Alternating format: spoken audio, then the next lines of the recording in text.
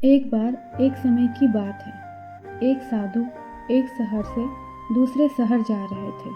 तभी उनसे किसी ने पूछा, ये बताइए, पाप का बाप कौन है? साधु ने बहुत देर तक सोचा, लेकिन उन्हें कुछ सूझ नहीं रहा था। फिर उन्होंने सारे ग्रंथों के पन्ने पलट लिए, लेकिन उन्हें उत्तर नहीं मिल रहा था।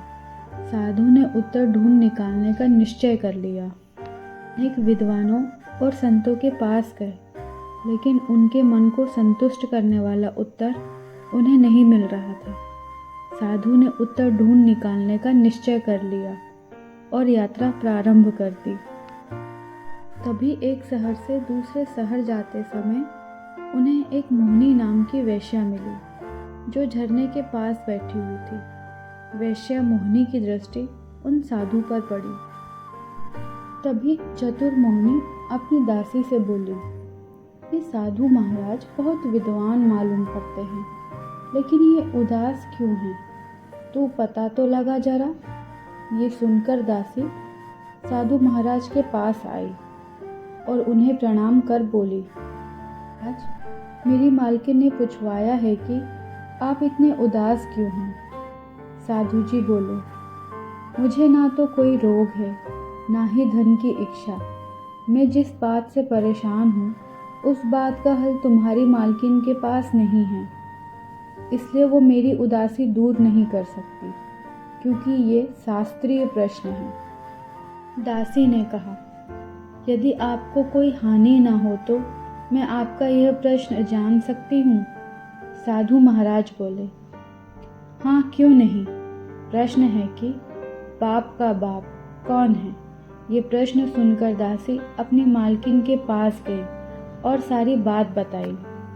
इस पर मोहिनी ने कहा, इसमें कौन सी बड़ी बात है? इसका उत्तर तो मैं ही बता दूंगी। जाओ, साधु महाराज को बुला लाओ। दासी दौड़ती हुई साधु के पास आई और उनको बुला लाई। साधु महाराज भी आ गए, क्योंकि वो हर प्रकार से प्रश्न का उत्तर जानना चाहते थे। उन्होंने सोचा, चलो एक बार सुन लेने में क्या हर्ज है। जब साधु महाराज मोहिनी के पास पहुँचे तो मोहिनी कहने लगी, इसके लिए आपको यहाँ कुछ दिन रुकना पड़ेगा। बेचारे साधु महाराज सोचने लगे, मैं इस प्रश्न का उत्तर जानने के लिए कब से भ्रमण कर रहा हूँ। लगभग मैंने हर जगह उत्तर की खोज की है, लेकिन सफलता हाथ नहीं लगी। वो बड़े धर्म संकट में आ चुके थे। फिर उन्होंने सोचा कि मैं इतना भ्रमण कर ही रहा हूँ, तो कुछ दिन यहाँ रुककर देख लेता हूँ। उन्होंने वेश्या मोहिनी का प्रस्ताव स्वीकार कर लिया। मोहिनी ने साधु महाराज के रहने के लिए एक अलग से घर दे दिया और साथ ही उनकी ज़रूरतों का सारा सामान, जैसे पूजा का सामान, खाने पीने का सामान का इंतजाम कर दिया। साधु महाराज भी बड़े ही कर्मनिष्ठ ब्राह्मण थे। अपने हाथ से ही जल भर के भोजन बनाते थे। मोहिनी उन्हें रोजाना प्रणाम करने आती थी। एक दिन मोहिनी ने कहा, महाराज, आप स्वयं अग्नि के सामने बैठकर भोजन बनाते हैं, आपको धुआं लगता होगा। ये सब देखकर मुझे बड़ा दुख होता है। अगर आप मुझे आज्ञा दे तो मैं रोजाना नहा धोकर पवित्र वस्त्र पहनकर आपके लिए भोजन बना दिया करूँगी। यदि आप मुझे सेवा करने का अवसर दे तो मैं आपको रोजाना 10 स्वर्ण मुद्राएं दक्षिणा में रोजाना भेंट करूँगी। आप तो विद्वान हैं, महान हैं। अगर आप मुझ पर थोड़ी कृपा कर दे तो इस सेवा से मुझ पापनी का भी उद्धार हो जाएगा। सरल पवित्र दिल वाले साधु महाराज के दिल पर मोहिनी के अनुरोध का बड़ा असर पड़ा। पहले तो उनके मन में बहुत हिचक हुई, परंतु फिर उन्होंने खुद को समझाया कि अरे भाई, इसमें आखिर हर्ज ही क्या है।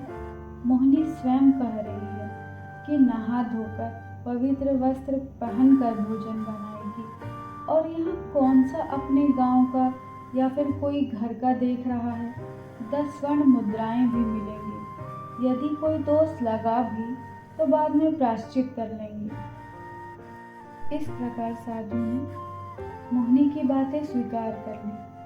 मोहिनी ने अगले दिन नाना प्रकार के स्वादिष्ट भोजन बनाए। पहले साधु महाराज के पैर धुलाए और फिर बड़ी ही श्रद्धा से साधु महाराज को भोजन परोसा।